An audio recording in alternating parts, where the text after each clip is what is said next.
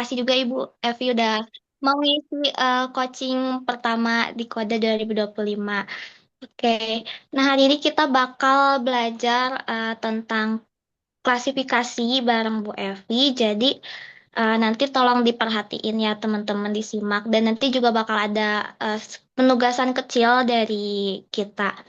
Oke, eh, langsung aja Ibu boleh dimulai. Iya, bentar. Ibu share buku yang Mary Mortimer ya, sebentar. Ibu share linknya nanti sama Ajijah dikirimkan ke teman-teman. Ya, sebentar. Baik Ibu.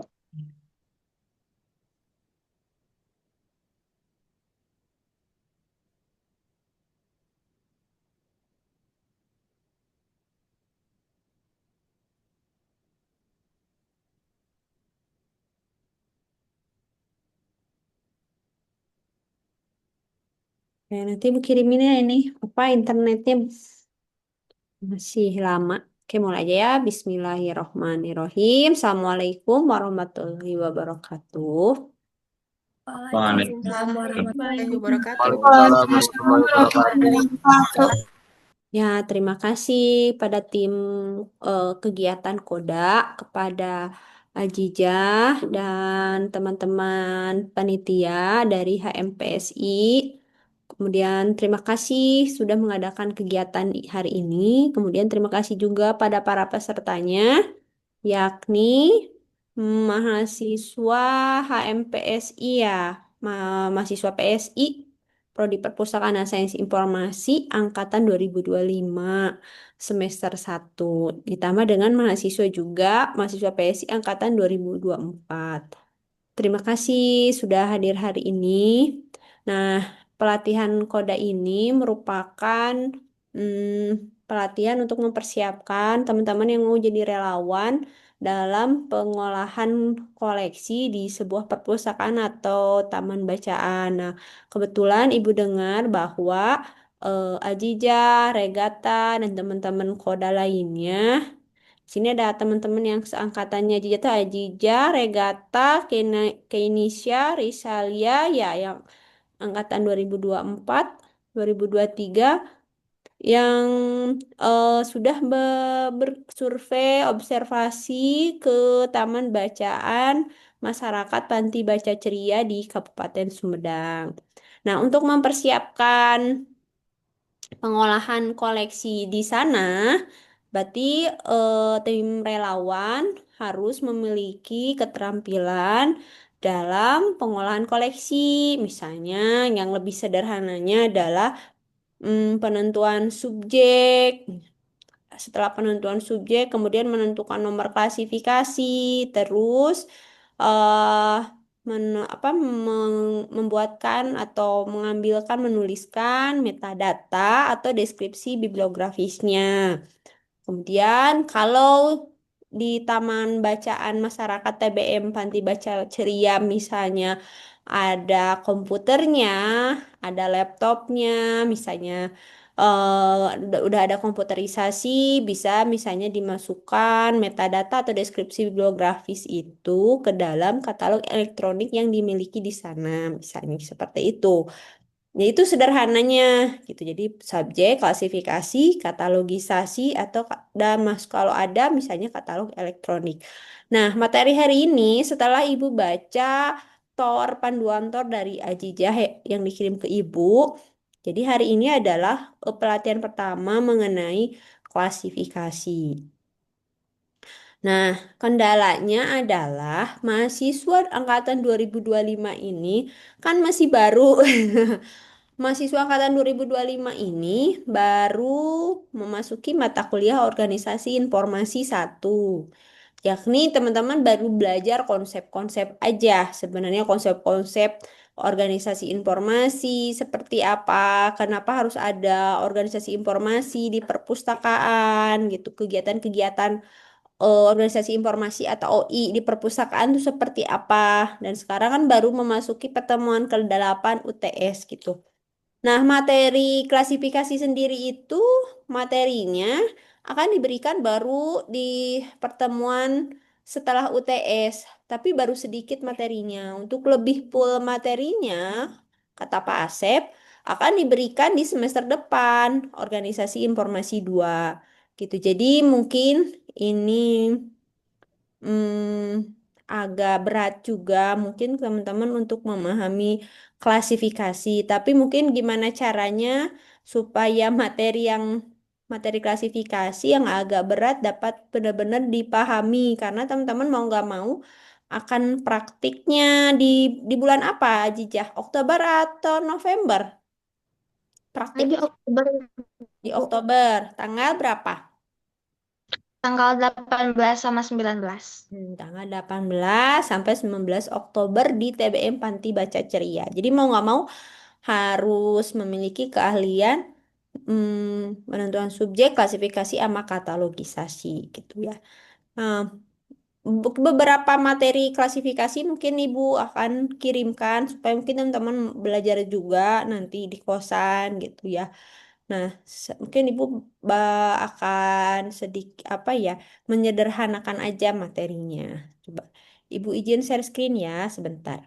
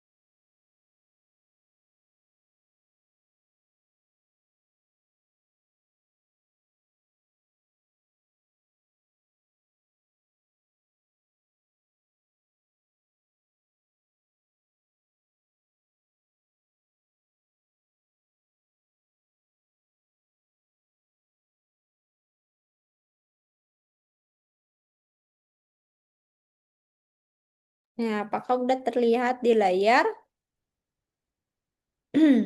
Udah, Ibu. Oke. Ya, sebentar Ibu ini. Slideshow. Ya. Ya, Ibu ini mau memberikan materinya berdasarkan PPT dari PPT mata kuliah Organisasi Informasi yang pernah diberikan oleh Pak Asep dan Ibu. Nah, jadi hal pertama adalah mungkin Ibu to the point aja ya. Langkah pertama ketika mau mengolah koleksi atau misalnya buku, kalau koleksinya contohnya adalah buku. Langkah pertama adalah menentukan subjek dulu atau analisis subjek. Mungkin kalau teman-teman di angkatan 2024 kan udah dapet ya materi menentukan subjek. Seperti apa? Nah, di subjek itu adalah mengambil pokok kalimatnya atau menyimpulkan isi yang dibahas di dalam bahan pustaka. Jadi, analisis subjek itu adalah mengambil hal yang pokoknya atau poin utama dari sebuah koleksi atau bahan pustaka. Kalau koleksi itu kan general ya secara umum, mau buku, mau jurnal, mau e-book, mau dictionary, dan lain-lain. Kalau bahan pustaka itu bahan-bahan pustaka atau bahan-bahan cetak, misalnya buku, misalnya gitu. Sebagai konsekuensi logis dari kegiatan klasifikasi bahan pustaka berdasarkan subjek yang dibahas, kita harus mengetahui persis tentang sifat-sifat subjek dalam bahan pustaka. Oke, sebentar. Oh, nggak ada ya. Bentar.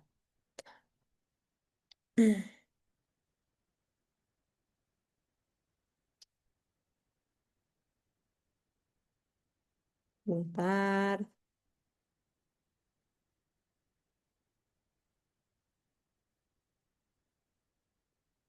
Nah, ini yang tadi menghilang. Nah, jadi di analisis subjek itu kita belajar konsep subjeknya dan bagaimana cara menentukan subjeknya. Jadi konsep subjek sendiri jadi menjadi sebuah kesatuan struktur atau susunan subjek dalam bahan pustaka. Subjek yang dibahas dalam bahan pustaka itu memenuhi 3 unsur.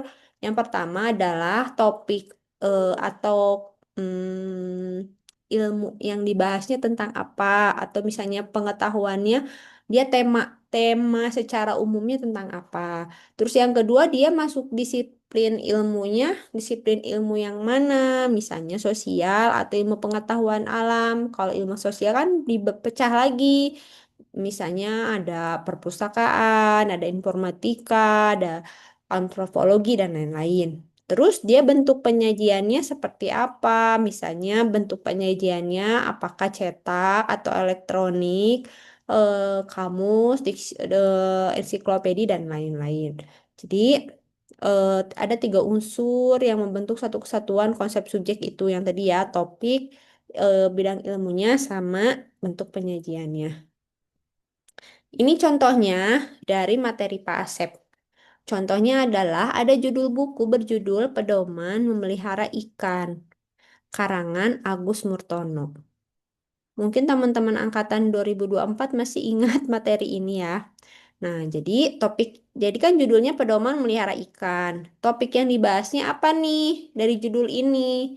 Pedoman memelihara ikan. Topiknya adalah tentang ikan. Kemudian disiplin ilmunya tentang apa? Karena ikan, dunia ikan itu masuknya adalah ke perikanan, bukan peternakan atau pertanian, tapi adalah perikanan. Gitu. Ada juga misalnya judulnya adalah Teknik Pengawetan Ikan karangan Haryono. Jadi topik yang dibahasnya adalah apa? Tekniknya pengawetan atau ikan. Topiknya adalah tentang ikan. Disiplin ilmunya apakah masih sama tentang perikanan? Tapi di sini di teknik pengawetan ikan kita belajar bagaimana misalnya eh, cara mengawetkan ikan, cara memproduksi ikan menjadi misalnya dari bahan dasar menjadi bahan praktis yang bisa dimakan secara praktis dan lain-lain. Ternyata disiplin ilmunya adalah teknologi makanan. Gitu. Ini contoh hubungan topik dengan disiplin ilmu. Oke. Sampai sini, misalnya teman-teman kalau mau ada bertanya langsung aja ya. Bisa Iya, nanti ya. Misalnya mau Ibu, ini Mm-mm. PPT-nya nggak keganti slide-nya, Wah, saya masih di yang sama ya. Hmm, sebentar. Kenapa ya?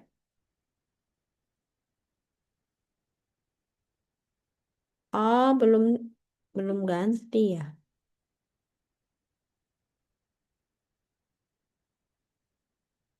Kalau ini gimana? Kelihatan nggak?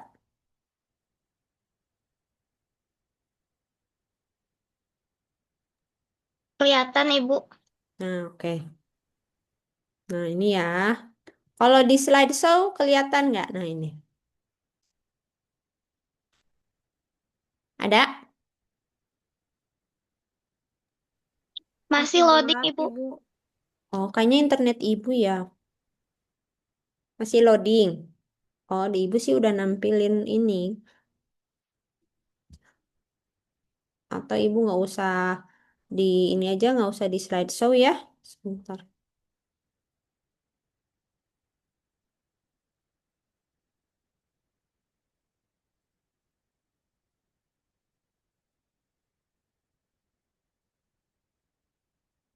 Oke, sebentar.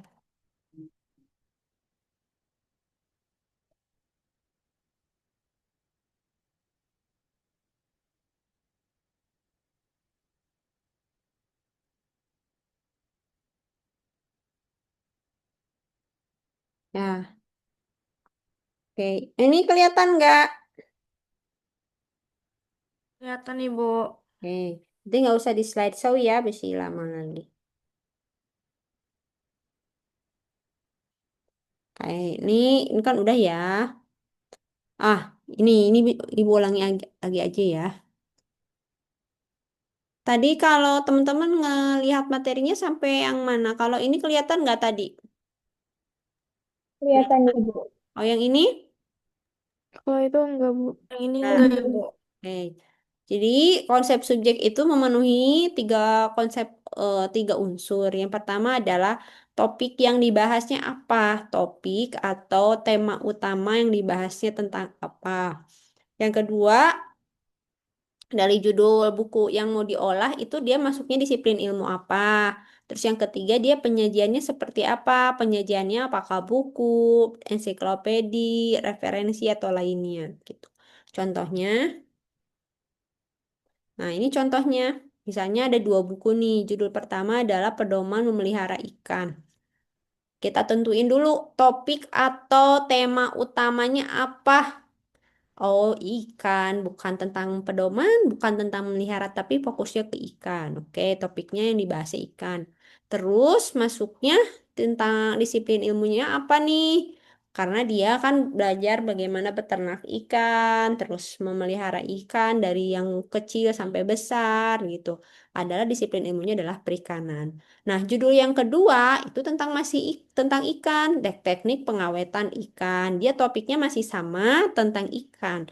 Namun disiplin ilmunya berbeda karena ternyata di buku yang kedua ini dia lebih banyak berbicara, dituliskan mengenai penggunaan pemanfaatan ikan menjadi misalnya makanan yang siap saji, misalnya gitu, atau makan makanan yang bisa diproduksi dengan mudah misalnya. Maka disiplin ilmunya bukan lagi perikanan, tapi lebih ke teknologi makanan. Jadi disiplin ilmu itu akan berbeda tergantung isinya gitu. Jadi gimana isinya akan isi bukunya akan membawanya, maka disiplin ilmunya akan berbeda. Nah, kalau bentuk penyajiannya seperti apa? Nah, jadi kalau bentuk penyajian itu adalah wujud dari pengaturan organisasi, media, dan sistematika penyajian subjek pada bahan pustaka. Nah, ngutip dari Langridge bahwa bentuk penyajiannya itu dia dibedakan menjadi dua kelompok. Yang pertama lebih ke strukturnya. Yang kedua adalah medianya. Misalnya, kalau strukturnya apakah bentuknya monograf, disertasi, prosiding, kamus, dan lain-lain. Ada yang tahu nggak apa itu monograf? Tahu nggak monograf? Coba searching. Di Google. Apa? Kalau disertasi mah udah tahu ya. Karya ilmiah S3. Kalau prosiding, hasil laporan seminar nasional atau internasional. Kamus apalagi udah tahu. Monograf apa? Coba. Ada yang tahu monograf?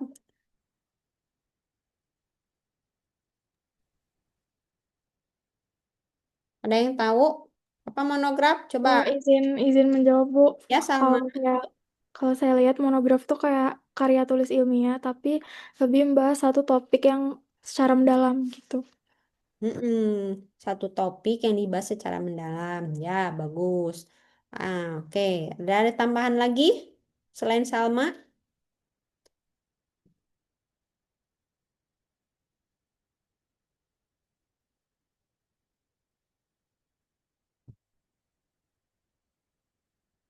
Coba apa tambahannya lagi? Coba. Ya, Aska. Ibu izin, biasanya kalau monografis itu diterbitkan dalam bentuk ISBN, dalam bentuk buku. Nah, monograf diterbitkan oh, dalam ISBN, bukan dalam buku. Dalam bentuk buku yang memiliki nomor ISBN. Nah, biasanya monograf itu adalah topiknya, itu kan tadi topiknya satu. Misalnya adalah dia tentang riset atau penelitian dalam sebuah topik tertentu. Misalnya hasil penelitian tentang perpustakaan desa misalnya. Nah, jadi benar-benar riset tentang perpustakaan desa, maka dibuatkan monografnya. Biasanya karena berbentuk buku pasti kumpulan risetnya kan banyak. Akhirnya monograf itu hanya berupa abstrak saja biasanya gitu. Ataupun misalnya berupa metadata dari kumpulan-kumpulan topik yang dibahas atau misalnya kumpulan penelitian tentang perpustakaan desa gitu. Jadi semacam buku petunjuk atau panduan juga. Kemudian yang kedua adalah media berupa bahasa, simbol matematis, gambar, peta, kaset dan sebagainya. Jadi ini untuk menjelaskan tentang bentuk penyajiannya gitu. Jadi benar-benar melihat ke fisik dari si koleksi atau bahan pustakanya. Kemudian nah, cara menentukan subjek seperti apa? Nah, ini yang paling utama. Yang pertama adalah kita lihat dari judul. Yang paling umum adalah kita lihat dari judul. Judul bahan pustaka pada dasarnya merupakan ringkasan isi secara singkat. Jadi, misalkan teman-teman mau di TB4 Baca Ceria itu banyaknya misalnya koleksi bahan pustakanya tentang seni. Cara membuat film, cara berteater misalnya. Cara cara memerankan cara bermain teater untuk siswa sekolah misalnya gitu. Kan dari judul udah ketahuan, oh buku tentang belajar materi tentang teater untuk anak sekolah misalnya gitu. Jadi dari judul. Yang kedua dari daftar isi. Jadi kalau daftar isi itu kan petunjuk yang dapat dipercaya tentang subjek bahan pustaka yang bersangkutan. Kalau daftar isi itu kan memuat bab, subbab, pembaban yang dibahas dari buku tersebut. Kemudian apalagi? Kata pengantar. Nah, menjadi sumber informasi mengenai subjek dan uraian lingkup masalah yang dibahas.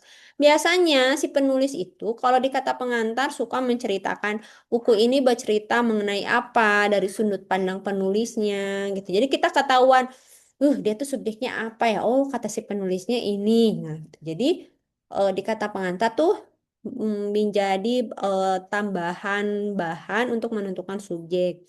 Nah, yang paling lengkap lagi, misalnya kalau teman-teman banyak waktu untuk ngolah, untuk masukin, nentuin subjek, kalau belum atau misalnya belum yakin, baca isinya.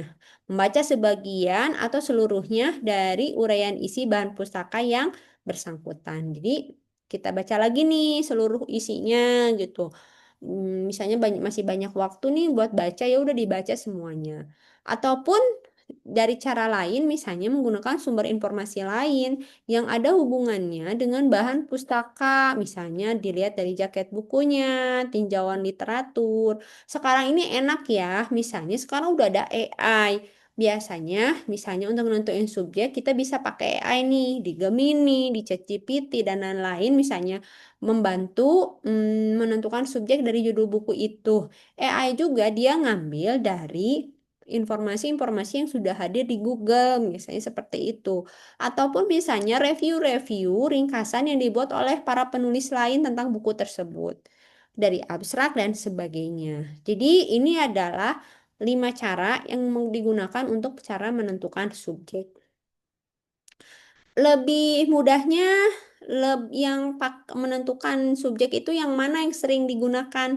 Kalau ibu lebih seringnya adalah dari judul, daftar isi, dan kata pengantar yang lebih seringnya. Karena gini, misalnya kalau kita pustakawan itu misalnya target dalam sehari itu kan ngolah buku harus banyak nih, misalnya ada targetnya gitu. Gimana cara nentuin kan sebelum mengklasifikasi nentuin dulu subjeknya. Ya udah lebih mudahnya adalah dari judul, daftar isi sama kata pengantar. Kalau misalnya banyak waktu baru baca isinya. Tapi sebenarnya di judul, daftar isi sama kata pengantar juga udah ketahuan subjeknya seperti apa. Tuh ya. Nah, Nah, jangan khawatir misalnya, Bu, saya bingung nih di buku ini subjeknya tentang apa, saya agak ragu dengan pilihan saya sendiri. Jangan khawatir karena sekarang misalnya kita bisa ngacu ke tajuk kendali Perpustakaan Nasional gitu. Koleksi yang sudah diolah sama Perpustakaan Nasional sudah bisa kita lihat di website katalog Perpusnas. Nah, untuk melihat subjeknya sendiri, kita bisa lihat di tajuk kendali Perpustakaan Nasional Republik Indonesia.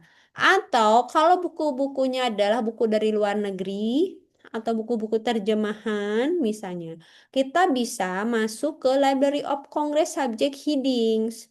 Nah, biasanya buku-buku terbitan luar negeri itu yang sudah biasanya diolah sama LCC.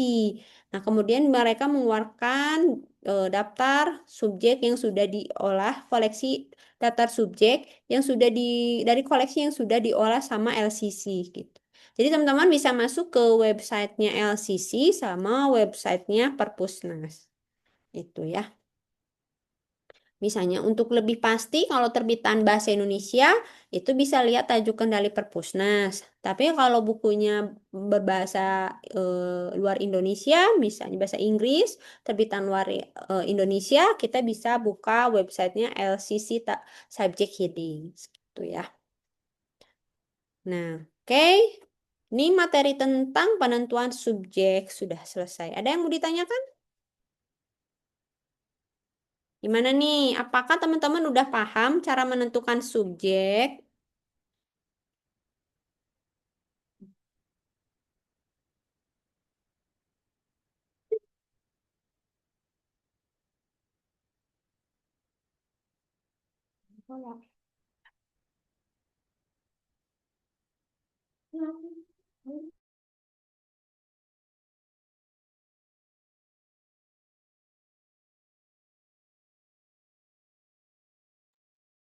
Misalnya, sebentar Ibu.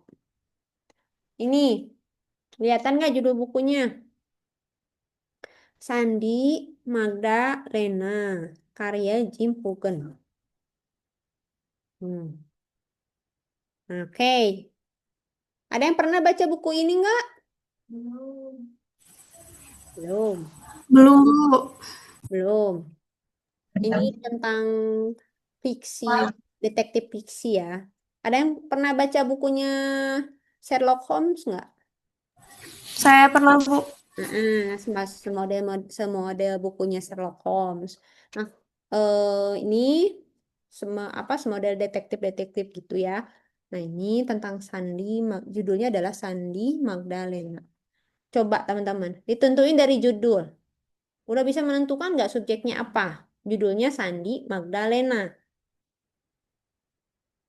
Ada yang tahu? Apakah tentang agama Kristiani? Misalnya, kita kan nggak tahu ya. Nah, sekarang kita baca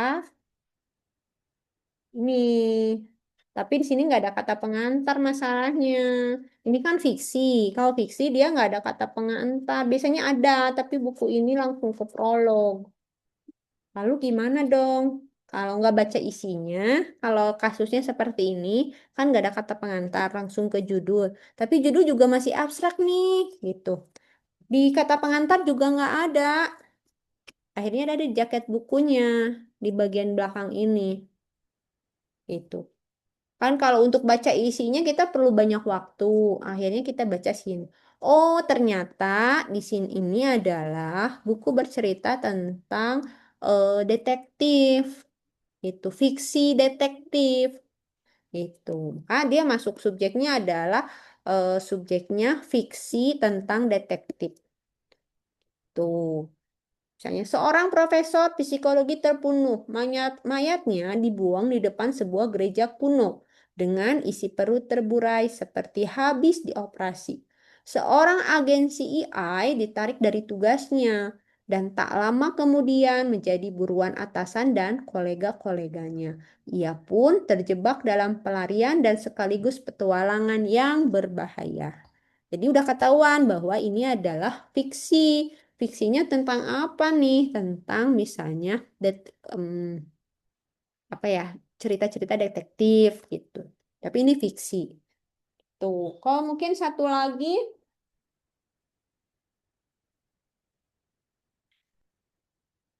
Nah, ini ada yang pernah baca nggak? Bukunya Tan Malaka. Ada yang pernah baca? Baca tapi Mm-mm. maaf Bu. Ya, ada yang tahu subjeknya tentang apa ini?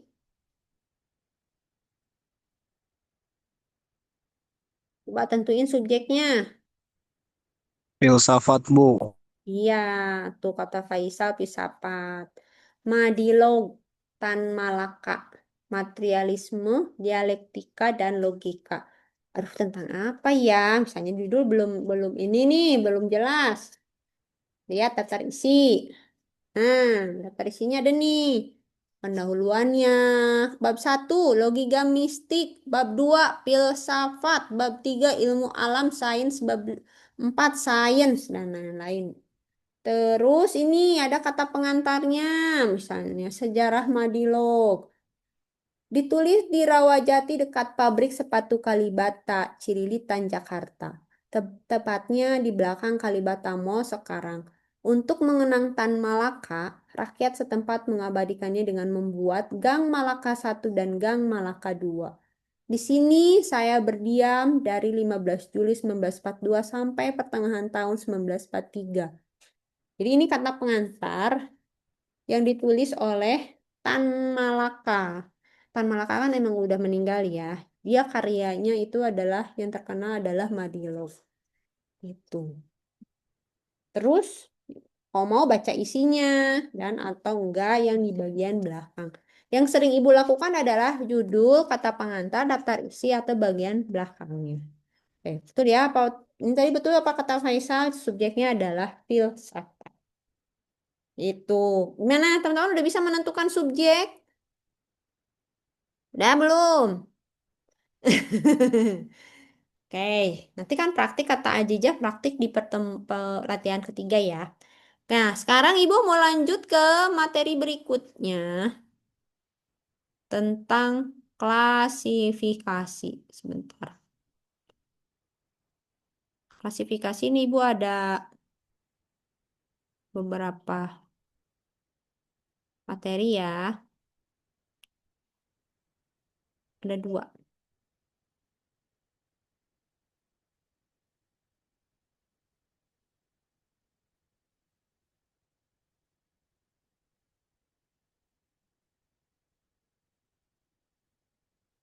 Bakal udah terlihat di layar. Sudah, Ibu. Sudah Bu. Ibu disuruh login, padahal dia udah login. Kalau Ibu klik slideshow terlihat nggak nih sekarang?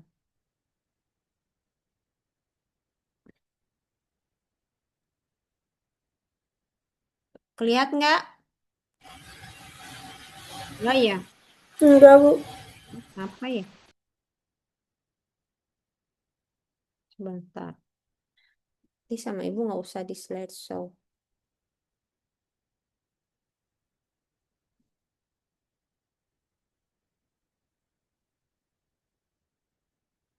Oke. Materi kedua adalah kita belajar mengenai klasifikasi. Lanjutin ya. Nah, klasifikasi adalah usaha menata alam pengetahuan ke dalam tata urutan yang sistematis. Jadi, lebih mudahnya, klasifikasi itu adalah mengelompokkan benda atau objek lainnya berdasarkan ciri-ciri yang sama. Klasifikasi berasal dari kata Latin klesis atau proses pengelompokan, artinya mengumpulkan benda atau entitas yang sama serta memisahkan benda atau entitas yang tidak sama. Ini menurut Prof. Sulistyo Basuki.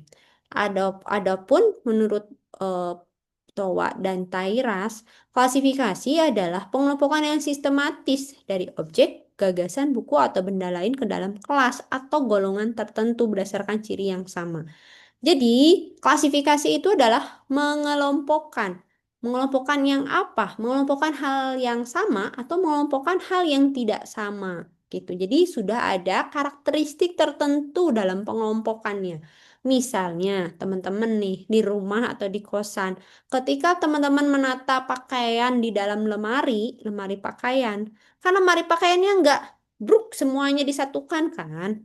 Pasti dipisah-pisahkan. Ada kemeja panjang, ada kemeja pendek, ada kaos pendek, ada celana pendek, celana panjang, ataupun kerudung sesuai bahan, sesuai warna, dan lain-lainnya. Nah, sederhananya seperti itu.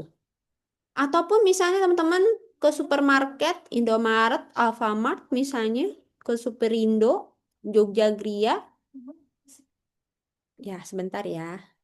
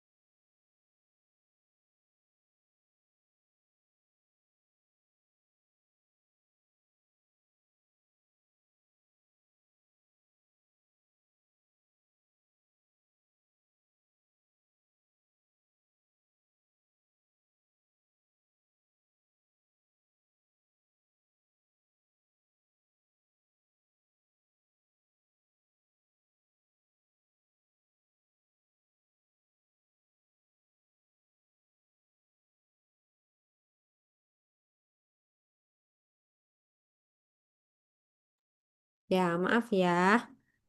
Barusan ada gangguan. Oke, gue lanjutin. Jadi intinya sederhananya mengklasifikasi itu adalah eh,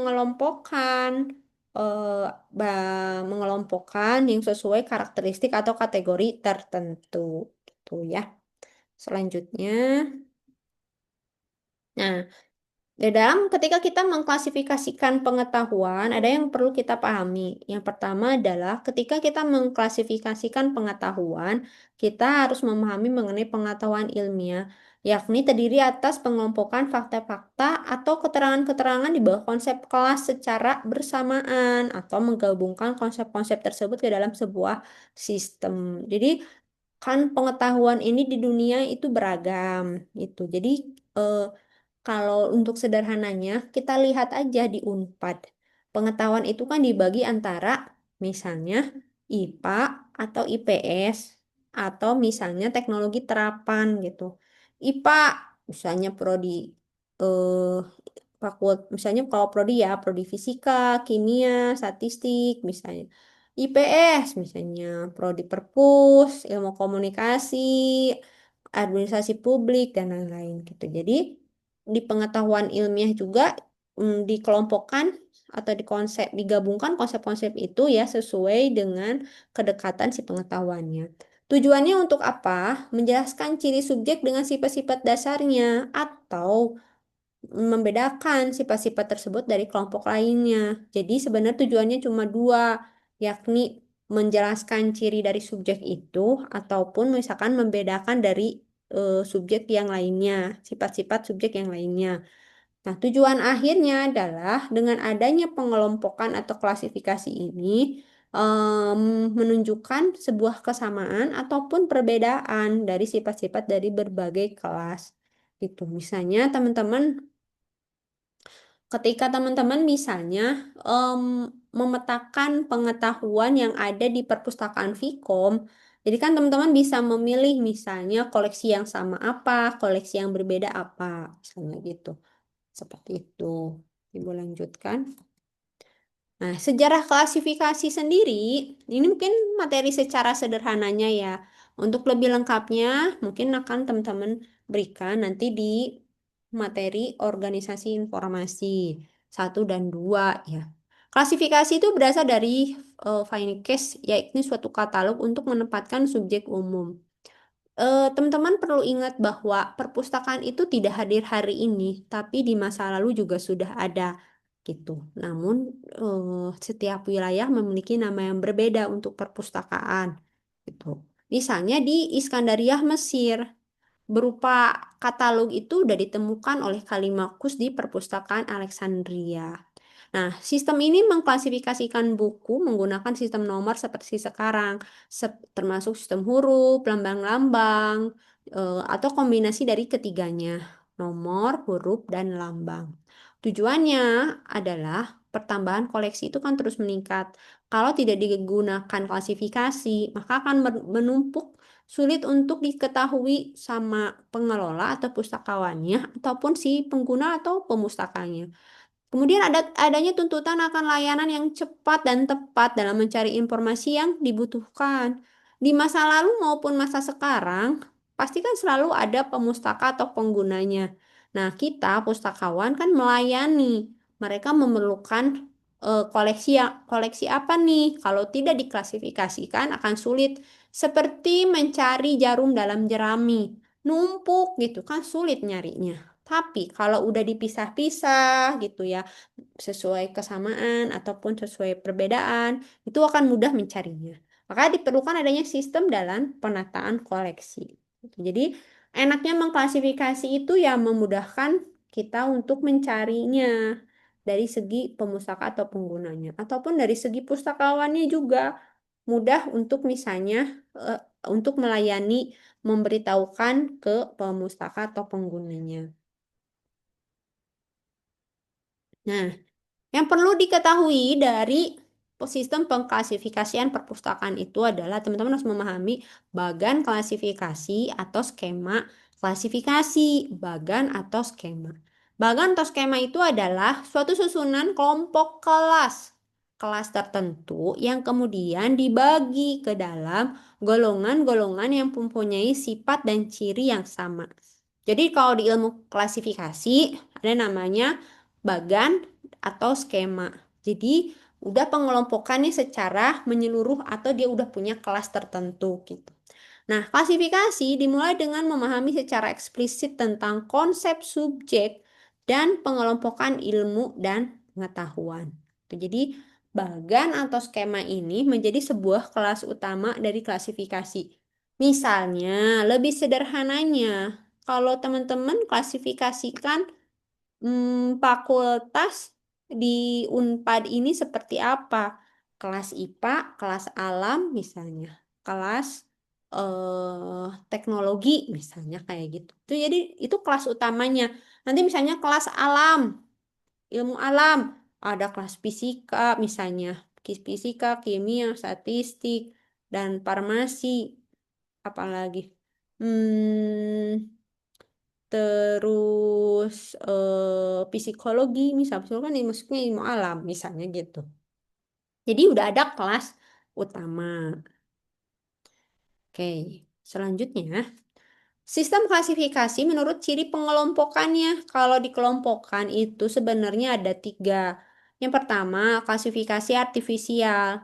Nah, pengelompokan bahan pustaka berdasarkan ciri atau sifat-sifat lainnya. Yang kedua, klasifikasi utility, pengelompokan bahan pustaka sesuai kegunaannya. Kalau fundamental, pengelompokan bahan pustaka berdasarkan ciri subjeknya.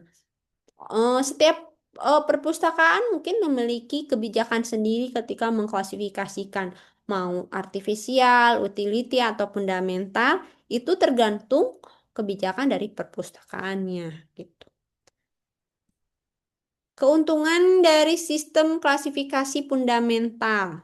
Nah, teman-teman tadi yang klasifikasi fundamental adalah pengelompokan bahan pustaka berdasarkan ciri subjek. Tadi kan teman-teman udah belajar materi pertama tadi apa? Analisis subjek. Nah, sebagian besar itu dilakukan dulu analisis subjek. Yang ibu lakukan juga, kalau ibu ngolah buku, ibu nentuin dulu subjeknya apa, baru ibu menentukan klasifikasinya. Subjek tanpa klasifikasi atau klasifikasi tanpa subjek itu seperti makanan tanpa garam gitu. Jadi nggak bukan nggak sah ya, tapi kebiasaannya udah seperti itu. Memudahkan kita mengklasifikasi itu adalah dengan menentukan subjek dulu. Makanya misalnya klasifikasi yang sering digunakan itu adalah klasifikasi yang jenisnya fundamental. Jadi bahan pustaka yang subjeknya sama atau hampir sama diletaknya berdekatan. Dapat digunakan sebagai bahan pertimbangan dalam menilai koleksi yang dimiliki dengan melihat subjek mana yang lemah dan mana yang kuat. Hal ini memudahkan pengguna atau pemustaka dalam menelusur informasi menurut subjeknya dan kemudian memudahkan pustakawan dalam pembuatan bibliografi menurut pokok masalah. Misalnya teman-teman searching di katalog elektroniknya, pasti kan pakai yang sering kita lakukan adalah di kolom pencariannya adalah subjeknya dulu gitu. Nah, Nah, skema klasifikasi itu ada beragam. Yang pertama adalah ada Dewey Decimal Classification atau DDC atau UDC, Universal Decimal Classification atau LCC, Library of Congress Classification atau mau pakai yang dari India, CC Colon Classification atau mau pakai NTIS, National Technical Information Services atau ICS, International Classification of Standards. Di dunia itu sebenarnya banyak juga skema klasifikasi yang digunakannya gitu. Namun kalau di Indonesia secara umum kita menggunakan yang nomor 1 di DC. Di perpustakaan perguruan tinggi, perpustakaan sekolah itu pakainya di DC. Perpusdes juga. Kenapa ya di perpustakaan di Indonesia itu pakainya sebagian besar pakai DDC? Ada yang tahu nggak? Coba teman-teman angkatan 2024, ada yang tahu nggak? Kenapa perpustakaan di Indonesia sebagian besar menggunakan DDC klasifikasinya? Aska tahu nggak?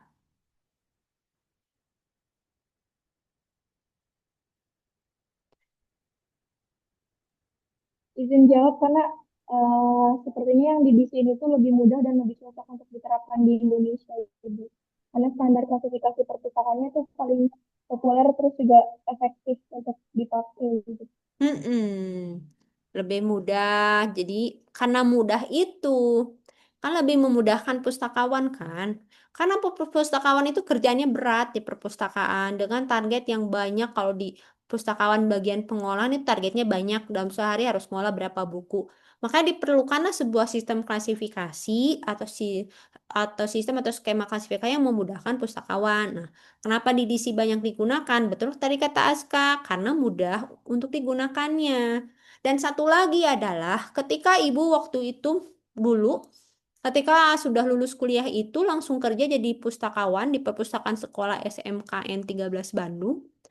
eh kan waktu itu ibu baru pertama kali jadi baru pertama kali mengolah koleksi ya. Udah di lapangan secara langsung biasanya kan sama teman-teman barengan itu kan sendiri gitu. Nah, ketika ibu misalnya pakai DDC waktu itu tuh bisa bertanya ke teman-teman pustakawan lainnya. Kalau nentuin nomor DDC yang contohnya kasusnya ini tuh kayak gimana ya? Nah, gitu. Jadi karena DDC itu udah familiar atau populer digunakan, jadi sudah ada jaringan tertentu, maksudnya kita bisa berkomunikasi dengan sesama pustakawan yang menggunakan DDC juga. Jadi ada sebuah berbagi pengetahuan tentang penggunaan DDC gitu. Dan bagusnya lagi adalah di DC sekarang eh itu kan ada yang kalau misalnya lebih mudah lagi sudah semacam sistem pencarian nomor di DC sekarang udah lebih mudah lagi. Jadi ada aplikasinya, ada yang berbayar, ada yang tidak berbayar. Kalau yang berbayar itu dikeluarkan secara asli oleh penerbit di DC sendiri. Nah, Perpusnas sudah menggunakan aplikasi ini. Biasanya kan kita pakai buku edisi yang 4 buku, yang satu buku tuh tebelnya segini gitu ya. Nah, sekarang dari penerbit edisi dia udah mengeluarkan aplikasi. Jadi kita tinggal nentuin nulis subjeknya apa. Misalnya subjeknya adalah peternakan ikan, tumbuh kembang ikan misalnya. Nanti akan langsung muncul si nomornya itu. Jadi nggak usah misalnya udah buku-buku baca lagi nomor indeksnya dulu dan lain-lain gitu. Jadi udah ada. Ataupun kalau yang nggak berbayar, ada orang Indonesia namanya pustakawan Paratmianto. Beliau membuat aplikasi namanya IDDC. Jadi dia tanpa bayaran kita bisa mengunduh aplikasi tersebut dan menggunakannya. IDDC edisi 23 gitu. Jadi kalau perpustakaan besar, punya dana banyak seperti Perpusnas, dia bisa beli aplikasi yang berbayar dari DDC. Tapi kalaupun misalnya kita masih sederhana gitu, kan sayang uangnya, kita bisa pakai misalnya IDDC.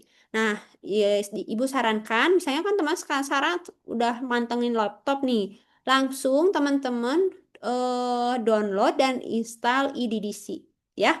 Jadi di laptopnya nanti pas ketemu di pelatihan kedua itu udah terinstal IDDC-nya ya gitu. Nah, jadi DDC jadi lebih umum digunakan. Nah, kalau bedanya apa DDC sama UDC gitu? Kalau DDC itu kan untuk semua jenis perpustakaan. Nah, kalau UDC karena dia si kajian klasifikasi pengetahuan yang dihadirkannya lebih fokus, lebih mendalam, biasanya UDC dipakai untuk sebuah perpustakaan khusus.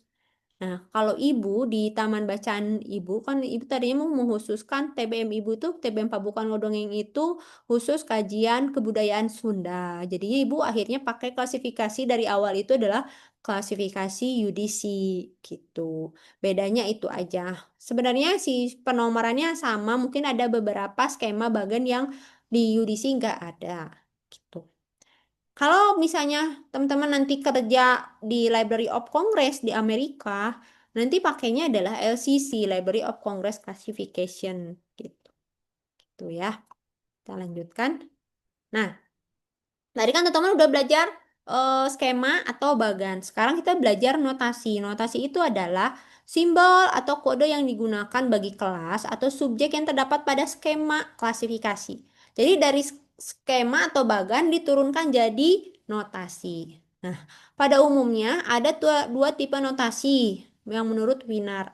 Yang pertama ada notasi murni, yakni satu jenis simbol kelas subjek yang menggunakan huruf atau angka secara konsisten. Contohnya notasi pada DDC atau UDC yang hanya pakai angka. Atau dia ada yang campuran nih, menggunakan gabungan angka dan huruf. Contohnya notasi pada LCC dan CC.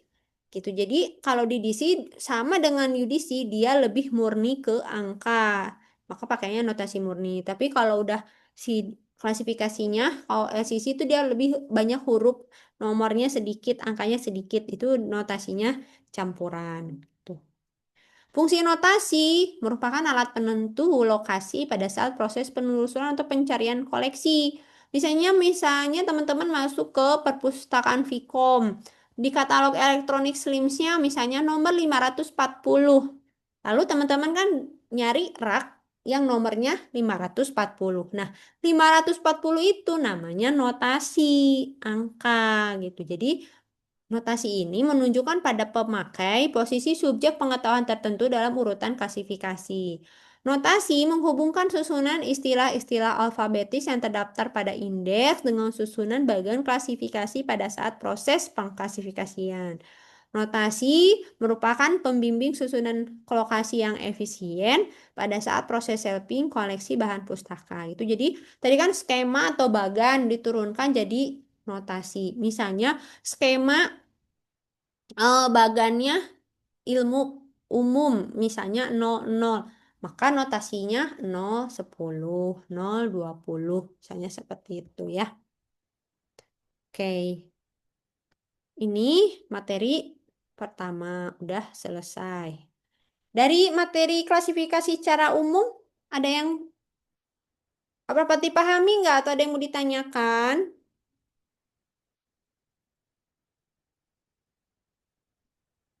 Nah, angkatan 2025 gimana? Paham nggak? Ibu mau tanya, Ya. kalau kalau kelompok klasifikasi yang artifisial dan utility itu contohnya tuh kayak gimana ya? Hmm, Karena yang Ibu jelasin kan yang sering fundamental. dipakai. Iya. Mm-mm. Nah, Tadi kan Ibu ngasih contohnya yang klasifikasi fundamental aja yang menentukan subjek. Kalau klasifikasi artifisial itu dia kan ngelompokinnya berdasarkan ciri atau sifat lainnya. Biasanya, misalnya ciri dari ini. Ibu mau tanya, kalau ciri dari buku ini apa? Yang dilihatnya apa ini? Yang merah Merah. warnanya, Hmm. Jadi kalau ciri itu bisa dilihat dari warna ataupun dari misalnya apa? tebal. Ketebalan, Oh, ketinggian. Biasanya kan kalau di rak buku itu ketinggian kan. Nih, gini kan tuh akan berbeda. Jadi artifisial itu adalah ciri atau sifat lainnya, bisa dari warna, dari ketebalan, ketinggian, biasanya gitu. Ada juga perpustakaan yang misalnya mengurutkan di raknya sesuai ketinggian, sesuai warna gitu. Ataupun kalau teman-teman pernah main ke perpustakaan Batu Api, misalnya nih, angkatan 2025 kemarin pada pinjem buku di Perpus Batu Api. Muya Saro juga pinjem kan perpustakaan Batu Api. Hmm. iya. Kalau perpustakaan Batu Api itu dia mengklasifikasikan bukunya yang Ibu ketahui dari Bang Anton, pemiliknya adalah diklasifikasikan sesuai negara. Misalnya buku-buku terbit Lihat. mm-mm, yang kajiannya Indonesia, Jepang, Korea, Belanda, dan lain-lainnya. Kebayangkan itu udah kayak museum negara-negara tuh di Perusahaan Batu Api karena banyak banget gitu. Jadi artifisial itu ciri atau sifat lainnya gitu. Kalau klasifikasi utility dia berdasarkan kegunaan dan jenis lainnya. Misalnya penggunaannya gini. Bisa juga misalnya kalau menurut Ibu, kegunaan itu dilihat dari ilmu pengetahuan atau bidang ilmunya. Misalnya ini Madilog, tadi kan kata Faisa Madilog itu tentang filsafat Bu, tentang logika. Nah, berarti bisa ini kegunaannya tentang filsafat. Jadi dia udah diklasifikasikannya yang tentang filsafat gitu. Jadi kalau utility itu lebih mirip-mirip juga dengan fundamental, tapi kalau utility dia lebih ke bidang ilmunya. Gitu. Kalau subjek kan lebih ke isi, kalau utility dia lebih misalnya lebih ke bidang ilmunya. Atau misalnya eh ini misalnya buku ini, kalau utility itu pola makan Rasulullah misalnya. Kalau diklasifikasikan ini kegunaannya untuk apa ya? Agama atau pola makan? Kira-kira apa? Lebih banyak. Pola makan bukan Ibu? Hmm? Pola makan. Ke pola makannya, iya. Jadi nggak terlalu banyak hadis-hadis, tapi lebih ke pola makan yang pernah digunakan sama Rasulullah atau Nabi Muhammad Shallallahu Alaihi Wasallam. Gitu. Jadi kegunaannya misalnya lebih ke pola makannya, gitu. Misalnya, jadi dikumpulin nih di rak itu buku-buku yang tentang pola makan, tentang gizi, gitu. Ah, kayak gitu. Gitu mau ya Saroh. Mungkin semoga dapat menjawab. Gimana? Cukup? Iya, Bu. Jawab. Ya. Tapi kalau misal untuk majalah iklan itu Mm-mm. Nah, oke. gimana itu masuknya yang mana? Mm-mm. Untuk majalah misalnya ya, contohnya adalah majalah Bobo. Kan kalau di Taman Bacaan Ibu tuh punyanya majalah Bobo, punya majalah National Geographic, atau majalah Intisari. Itu diklasifikasikannya seperti apa? Apakah mau yang utility, fundamental, atau gimana misalnya? Nah, kalau Ibu lebih pakainya yang fundamental, dia lebih ke subjek. Jadi diklasifikasikannya sesuai subjek gitu, nggak berdasarkan warna, ketinggian, atau dia bidang ilmunya, tapi lebih ke subjeknya. Berarti ibu pakainya yang fundamental. Gitu. Ya. Mungkin nanti di TBM Panti Baca Ceria mungkin ada majalah ya, majalah basis misalkan, bahasa basis, masalah baca sastra gitu kan. Karena kan di TBM Panti Baca Ceria lebih banyaknya koleksi-koleksi sastra seni gitu ya. Tuh. Gimana Muya Saroh? Muya, udah cukup? Terjawab, Bu. Terima Oke, kasih. ya sami-sami. Nah, Ibu satu lagi materinya ya. Ibu lanjutkan ke materi klasifikasi DDC karena teman-teman akan menggunakan klasifikasinya DDC. Kalau Ajija mau pakai DDC kan nanti klasifikasinya? Ya, Ibu pakai di DC. Mm-mm. Nah, jadi teman-teman nanti akan mempraktekkan mengklasifikasi berdasarkan klasifikasi DDC. Oke ya. Nah, ini. Hai.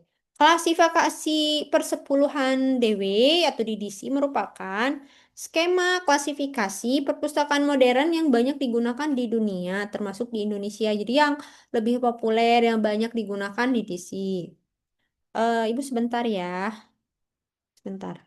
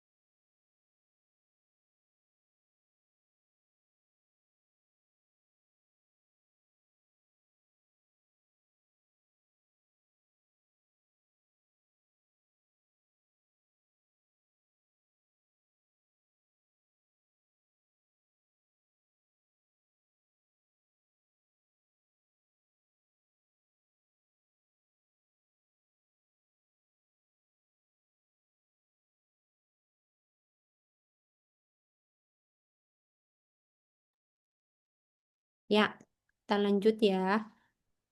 Nah, jadi skema klasifikasi ini disusun oleh Melville Dewey, seorang ahli informasi atau pustakawan berkebangsaan USA, United States American. Edisi pertamanya diterbitkan pada tahun 1876 dengan judul bukunya A Classification and Subject Index for Cataloging and Arranging the Books and Pamphlets of a Library. Jadi Melville Dewi ini menjadi salah seorang penemu pencetus klasifikasi yang sampai saat ini digunakan. Ini contohnya adalah buku tentang belajar di DC itu. Nah, ini Ibu punya yang edisi 23, nanti Ibu share ya di Google Drive-nya. Nah, teman-teman bisa belajar di sini. Ini ya buku yang di DC untuk belajar praktik ini benar-benar banyak banget soalnya. Terus tiap tahapannya juga dikasih tahu di buku ini. Nanti teman-teman bisa belajar dari buku ini. Oke. Keuntungannya menggunakan DDC apa sih? Pertama, dengan menggunakan notasi angka secara logik dan simpel, DDC itu mudah dipahami dan diingat. Ya, jadi yang Ibu kerasa waktu Ibu ngolah banyak buku waktu jadi pustakawan itu memudahkan. Jadi gitu, karena memudahkan jadi mengurangi waktu kan gitu. Jadi dalam satu hari bisa ngolah buku sampai 50 sampai 100 gitu. Kemudian yang kedua, penyusunan dan penemuan kembali koleksi yang menggunakan notasi DDC itu mudah dilakukan melalui angka-angka yang logis. Ya, betul. Dibandingkan dengan UDC, DDC itu lebih simpel gitu ya. Kalau UDC itu lebih panjang, lebih banyak simbol, tapi kalau DDC dia lebih sederhana. Penggunaan DDC itu bisa fleksibel bagi berbagai jenis perpustakaan sesuai dengan kekuatan koleksi yang dimilikinya. Ya, betul sekali. DDC itu cocok untuk semua jenis perpustakaan, perpustakaan perguruan tinggi, perpustakaan sekolah, perpustakaan desa, taman bacaan masyarakat. Jadi udah berbagai jenis perpustakaan bisa digunakan di DC. Dengan adanya lembaga yang mengawasi perkembangan ilmu pengetahuan, yaitu Forest Friends Committee di Amerika Serikat, di DC itu selalu dapat mengikuti perkembangan ilmu pengetahuan karena selalu direvisi per tahunnya. Mungkin nggak setiap tahun, tapi ada rentang misalnya 2 sampai 3 tahun tertentu. Misalnya sekarang kan udah masuk edisi 23 gitu.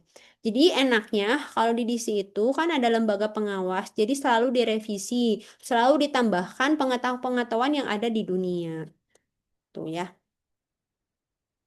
Nah, untuk ruang lingkupnya, jadi prinsip dasar pembagiannya itu disebut desimal. Oke. Oh ya, mangga Faisal. Hal ini dikarenakan DDC membagi semua ilmu pengetahuan ke dalam 10 kelas subjek utama dengan notasi 00 sampai 900. Begitulah seterusnya, setiap pembagian kelas diuraikan menjadi 10 bagian subjek yang lebih khusus. Jadi, kelas DDC itu kan 10 pengetahuan, 10 kelas subjek utama. 00 untuk umum, 100 filsafat sama psikologi, 200 untuk agama. 200 agama, 300 ilmu sosial, 400 bahasa, 500 ilmu murni, ilmu alam, 600 teknologi terapan, 700 kesenian olahraga, 800 kesusastraan, 900 biografi dan sejarah. Jadi itu 00 sampai 900. DDC itu merupakan klasifikasi pengetahuan untuk tujuan penyimpanan bahan pustaka. Kemudian DDC melakukan pembagian subjek secara hierarki. Artinya apa sih hierarki itu? Yakni pembagian suatu subjek yang umum menjadi khusus. Hierarki itu dari luas ke makin menukik ke bawah itu makin khusus. Contohnya, misalnya kalau 00 itu untuk ilmu umum. Ilmu umum kan masih umum nih. 0 10 misalnya untuk eh, umum informatika apa-apa sampai ke bawah lagi. Nah, itu udah mulai khusus gitu. Jadi makin ke bawah nomornya makin khusus. Kemudian menggunakan prinsip klasifikasi disiplin. Artinya, DDC menempatkan kelas suatu subjek dikaitkan dengan disiplin ilmu yang membawahinya. DDC itu hanya mampu memberikan notasi kelas bagi satu subjek aja. Nah, ini kelemahannya DDC itu, kita hanya bisa pakai hanya satu subjek aja. Kalau di UDC, kita bisa pakai 2, 3 subjek. Misalnya hanya menggunakan nomor simbol dengan simbol-simbol tertentu. Bisa dimasukin nih subjeknya. Tapi kalau di DC hanya satu subjek aja. Itu. Misalnya dari buku yang ini nih, Pola Makan Rasulullah, subjeknya apa ya? Ke pola makan atau agama Islam? Bingung nih gitu. Nah, kalau di DC dia harus milih kalau pola makan atau mau ke agama Islam gitu. Tapi kita harus milihnya itu harus sesuai dengan isinya. Ternyata di sini tuh di bukunya lebih banyak tentang pola-pola makan, belajar tentang kandungan makanan, berarti tentang pola makan nih gitu. Jadi kalau di DC tuh hanya satu subjek yang diakuinya. Dalam menghadapi subjek bahan pustaka yang lebih dari satu, Didisi harus memilih salah satu subjek yang paling dominan sebagai dasar pemberian notasi kelas. Jadi nggak bisa dua subjek, hanya satu subjek yang paling dominan, yang paling berpengaruh. Gitu. Tapi sesuai isinya. Jadi subjek juga kan sesuai isinya. Oke, ini ya teman-teman. Ini struktur skema DDC dan format DDC. Yang pertama, nanti teman-teman kalau misalnya main ke laboratorium manajemen warisan digital, di situ terdapat buku DDC 4 edisi ya, 4 volume. Atau sebenarnya Ibu udah simpan juga di perpustakaan Vkom supaya lebih mudah ya. Kan kalau di lab kan suka dikunci. Jadi kalau di perpustakaan kan lebih mudah aksesnya. Jadi buku DDC itu ada 4 volume. Volume pertama, introduksi dan tabel pembantu. Volume 2 itu kelas 00 sampai 500. Volume 3 kelas 600 sampai 900 dan volume 4 itu khusus untuk indeks relatif dan manual. Biasanya cara menemukan kita nentuin subjek dulu. Kalau subjeknya udah ada, kita cari di sini di volume 4. Kita cari misalnya makanan. Oh, volume 4 kita cari makanan. Tapi karena ini bukunya berbahasa Inggris, maka indeksnya juga berbahasa Inggris. Jadi kalau subjeknya dalam bahasa Indonesia makanan, maka dalam bahasa Inggris makanan diterjemahkan menjadi apa? Jadi apa? Makanan diterjemahin? Apa makanan terjemahin? Makanan diterjemahin menjadi Jadi food, Bu. jadi food. Jadi nanti di volume 4 itu kita cari kata food. Huruf awalnya kan F. Kita cari ini dari huruf F. Food. Bukan fantasi, tapi food. Bisa dicari di situ. Foodnya itu tentang apa? Harus dicari nih. Foodnya apakah ke pengolahannya, ke pola makannya, dan lain-lainnya. Oh, misalnya lebih ke pola makan. Kata indeksnya itu menandakan kalau mau cari tentang pola makan, maka kamu harus baca kelas nomor eh, nomor 540 misalnya gitu. Oh, 540 berarti saya harus buka volume 2 gitu.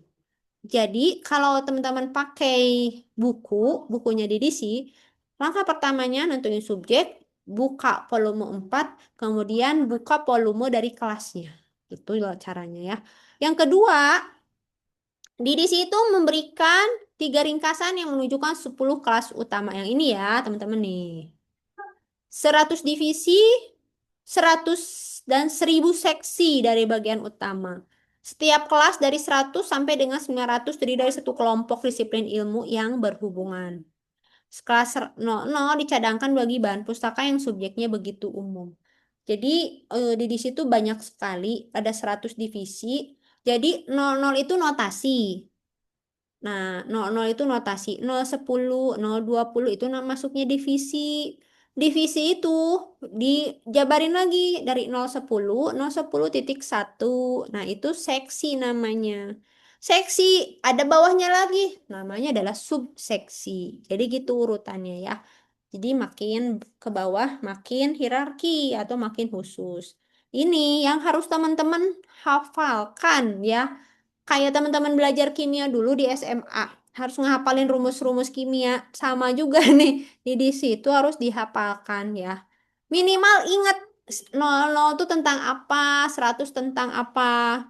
Kalau teman-teman minimal udah memahami, udah ngelotok 10 kelas utama di DC, itu bakal mudah teman-teman menentukan nomor kelasnya. Gitu. Nah, ini harus dihafal nih. Nanti mungkin teman-teman, kakak-kakak tingkat, timnya Ajijah, kalau ngasih tugas, kasih tugas yang berkaitan dengan kelas utama di DC ya, supaya diingat gitu. Karena ini harus diingat, dipahami. Karena kalau nggak dipahami, akan sulit dalam menentukan nomor klasifikasi. Tuh ya, ini teman-teman harus diingat ya. Oke, selanjutnya. Nah, oke, ini contohnya. 10 divisi, misalnya ini nih kelas utamanya kan 600. 600 itu teknologi atau ilmu terapan. Nah, ini bawahnya 610 itu namanya divisi. Nah, gitu ya. Kemudian 10 kelas seksi. Nah, biasanya 610 diturunkan lagi 611. itu seksi. 611 diturunin lagi 611,1 itu jadi subseksi. Jadi ini makin ke bawah, jadi namanya adalah subseksi. Jadi nanti teman-teman mungkin masih bingung, nanti mungkin ada satu pertemuan mungkin teman-teman ke perpustakaan mencari nomornya menggunakan buku DDC ya, karena ibu udah simpan di perpustakaan Vkom. Cara penggunaan DDC seperti apa? Yang pertama adalah nentuin dulu subjeknya. Tadi udah belajar nih tentang subjek. Kalau mau pakai buku, yang kedua adalah cari di relatif indeks volume 4 yang tadi ya, teman-teman. Jadi di volume 4 cari indeksnya. Subjeknya tentang apa? Diterjemahkan ke dalam bahasa Inggris, cari di volume 4. Nanti volume 4 ada petunjuk, kita harus mencari selanjutnya ke volume berapa, kelas berapa. Kemudian telusuri di notasi utama. Ini prosesnya. Tuh. Nah, tapi harus ada, teman-teman harus paham juga beberapa catatan dan instruksi dalam bagian DDC. Yang pertama, misalnya catatan definisi dan ruang lingkup. Menjelaskan pengertian serta ruang lingkup yang sebenarnya dari suatu tajuk. Misalnya, teman-teman udah ketemu, kita harus buka di 740 tentang seni melukis misalnya. Di sana kita harus biasanya di situ menceritakan seni lukis atau misalnya drawing art adalah bla bla bla bla bla bla. Jadi suka ada pengertian atau definisinya. Kemudian di situ juga suka dijelaskan subjek apa yang dapat dikelaskan pada nomor yang bersangkutan atau subjek mana yang harus dikelaskan pada nomor kelas yang lain. Jadi enaknya di DC itu sebenarnya semacam lebih lengkap dari dictionary atau kamus ya. Selain menuliskan definisi, tapi juga suka ngasih rekomendasi. Cocoknya dia kalau mau tentang topik ini, misalnya seni melukis, tapi untuk anak-anak lebih baik ke nomor kelas yang ini, misalnya gitu. Gitu. Kemudian ada catatan termasuk. Catatan sering diawali dengan kata termasuk atau including. Misalnya, kalau misalnya teman-teman mau ambil 740 tentang drawing art, misalnya, itu including eh including seni melukis Cina, misalnya. Itu bisa. Jadi ada petunjuk termasuk. Berarti udah masuk kalau teman-teman misalkan nemuin buku tentang seni melukis di Cina, kan misalnya kalau nemuin di bagannya nggak ada nih tentang seni melukis Cina, tapi ternyata di kelas 740 dia bilang bahwa 740 drawing art ini sudah termasuk ke seni melukis Cina. Jadi udah bisa misalnya gitu. Terus yang ketiga, catatan pilihan. Memudahkan pengklasir. Nah, pustakawan yang menentukan nomor klasifikasi itu disebutnya pengklasir. Jadi, memudahkan pengklasir memilih salah satu nomor kelas yang dianggap tepat dengan melihat jenis dan kebutuhan perpustakaannya. Jadi, suka ngasih pilihan, suka ngasih rekomendasi juga gitu. Kemudian ada instruksi tambahkan pada. Nah, catatan penambahan notasi khususnya tambahkan pada merupakan perintah pada bagian DDC yang menyatakan angka-angka tertentu yang dapat mengembangkan nomor dasar. Hal ini memungkinkan pengklasir mengembangkan nomor dasar yang terdapat pada bagan untuk subjek-subjek yang lebih khusus. Jadi suka ada perintah, oh tambahkan pada. Nah, biasanya tambahkan untuk tabel tambahan. Ya. Nah, ini prinsip-prinsip dalam DDC itu yang pertama adalah ketika mengklasifikasikan sebuah karya, subjeknya harus pertama menurut subjeknya dulu, baru diikuti bentuk penyajiannya. Yang kedua, kelaskan suatu karya lebih berguna bagi penggunanya atau pemakainya atau pemustakanya. Ketiga, tempatkan sebuah buku menurut subjek yang paling spesifik, bukan subjek yang lebih luas. Jadi, subjek yang diambil itu harus yang benar-benar subjek yang sesuai isinya yang lebih spesifik. Kemudian, bila sebuah buku memiliki dua subjek, maka hanya pilih satu subjek yang paling dominan. Kemudian, bila sebuah buku menguraikan lebih dari dua subjek, maka kelaskan subjek yang lebih luas dengan mencakup semuanya. Kemudian, dalam suatu hal karya memiliki dua subjek, di mana subjek yang satu mempengaruhi subjek yang lain, kelaskanlah pada subjek yang dipengaruhi. Jadi, yang paling dipengaruhinya yang mana nih? Ke pola makan atau lebih ke agamanya? Gitu. Gitu. Terus bila suatu karya mempunyai subjek yang diuraikan untuk kepentingan pemakai bidang lain, kelaskan pada subjek yang bersangkutan. Kemudian, bila suatu karya mempunyai subjek yang digunakan untuk membantu dan menganalisa subjek lain, kelaskan pada subjek yang dibantu. Terus, apabila suatu karya membahas suatu subjek yang belum terdaftar nomor kelasnya pada bagian klasifikasi, kelaskanlah karya tersebut pada subjek yang paling dekat atau lebih luas. Biasanya suka ada misalnya untuk seni merajut masyarakat Sulawesi atau suku Toraja misalnya. Kan itu lebih spesifik ya. Biasanya misalnya mungkin belum dimasukkan ke pengetahuan DDC. Lalu kita gimana? Kita ambil aja yang paling dominannya misalnya seni merajut secara polanya seni merajut di dunia misalnya gitu. Untuk Torajanya sendiri kita ambil Indonesia aja gitu.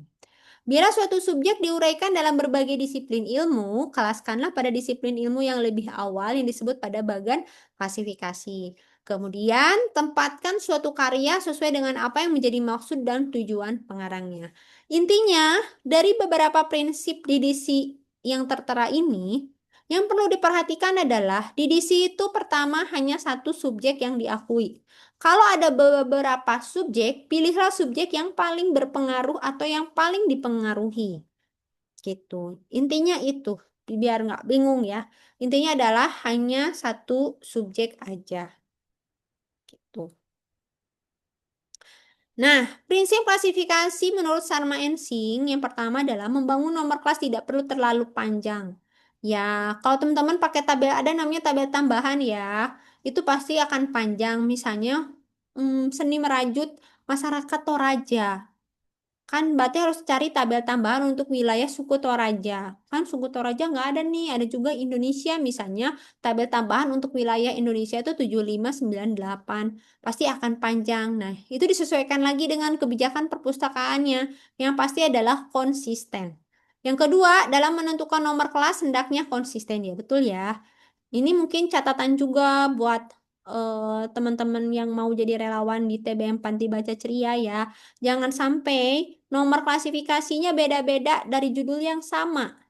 Maka harus ada dari kakak tingkat harus ada yang mengawasi, jangan sampai judul yang sama nomor klasifikasinya beda-beda gitu ya.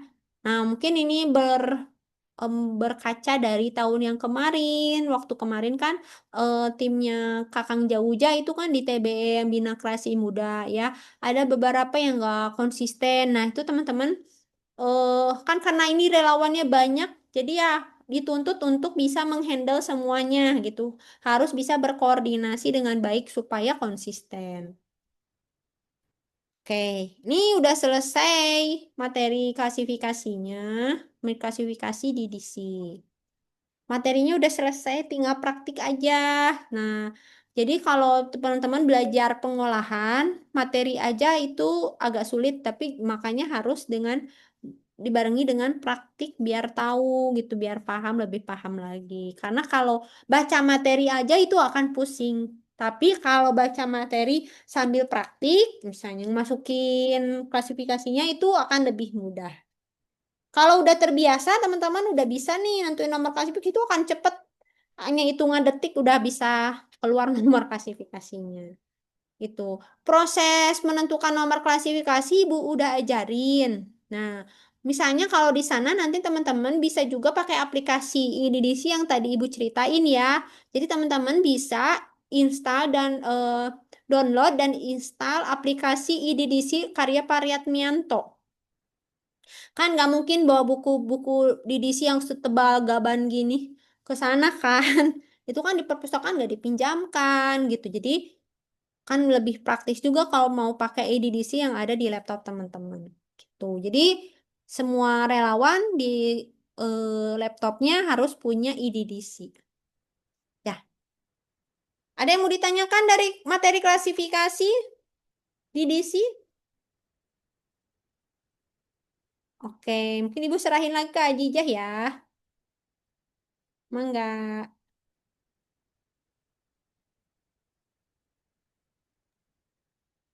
Oke, gimana teman-teman udah paham belum terkait klasifikasi? Kalau misalkan masih ada yang mau ditanyain, boleh banget. Ya, mungkin bingung. Udah aman semuanya? Hmm.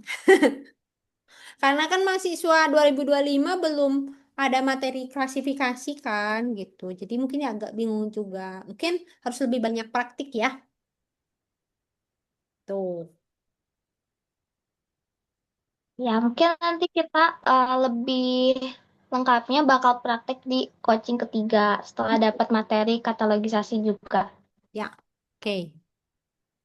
Oke, kalau misalkan udah udah nggak ada yang mau ditanyain, mungkin kita akhirin aja ya Ibu. Iya, mangga. Ada sesi foto bersama ya. Nanti untuk penugasan untuk ya Ibu mau dokumentasi dulu. Mm-mm. Gimana, Ska udah bisa belum? Buat ibu nanti ibu buat press release-nya ya. Masih gak bisa, sorry banget. Ya. Ibu kalau misalnya ikut di ibu sebentar, boleh nggak Ibu? Buat Apa, Ska? dokumentasinya. Sama ibu? Kalau ikut, iya mohon maaf Ibu, soalnya laptopnya Ya Ibu Ya, ikut mau ya sok sama ibu di ya. screenshotin soalnya kita nggak ada yang pakai laptop. Ya, oke, siap ya. Di sini ada iya. 2 slide. Siap ya. Slide pertama. Teman-teman boleh gayanya bebas apa? Gayanya gimana? Boleh gaya bebas ya. Siap. 1, 2, 3, cheese. Nih. Sekarang slide kedua. Nah, gaya bebas ya. Siap. 1, 2, 3, cheese. Oke, udah selesai. Makasih banyak Ibu. Amin. Makasih Ibu. Ya, Makasih Ibu. ya, sami-sami. Makasih banyak Oke, Ibu. Ibu terima kasih banyak untuk coaching hari ini. Terima kasih juga buat teman-teman yang udah join di coaching ke-1 kita. Nanti kita masih ada coaching kedua dan ketiga. Jadi aku harap teman-teman bakal ikut juga di coaching kedua dan ketiga. Oke, dan untuk penugasan nanti aku akan infokan lebih lanjut di grup ya. Oke. Ya, itu tutup aja. Oke, mungkin untuk hari ini cukup ya Ibu ditutup aja. Terima kasih teman-teman. Terima kasih Ibu. Terima kasih Ibu Terima Tete. kasih Ibu.